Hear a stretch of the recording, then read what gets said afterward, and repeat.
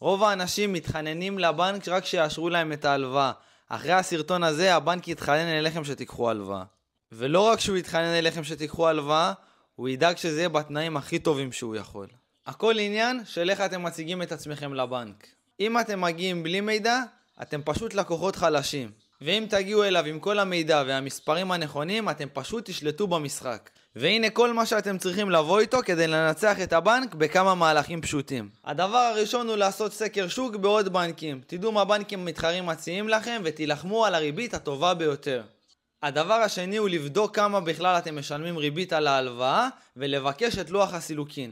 הדבר השלישי שאתם צריכים להבין וחשוב שתבינו אותו טוב טוב, זה שהבנקים רוצים לתת לכם הלוואה. זה מקור הרווח העיקרי שלהם, הם רוצים להלוות לכם כסף. אחרי שהבנתם את שלושת הדברים האלה, תחזרו לבנק שלכם, אבל עם דרישות ולא עם בקשות. זה לא משנה כמה אתם צריכים את הכסף, זה משנה כמה אתם מבינים את המשחק. תרשמו לי בתגובות את המילה בנקים ותקבלו מדריך מפורט עם כל הנתונים שאתם צריכים לדעת ומה לומר בדיוק לבנקאי כדי שייתן לכם את ההלוואה הטובה ביותר.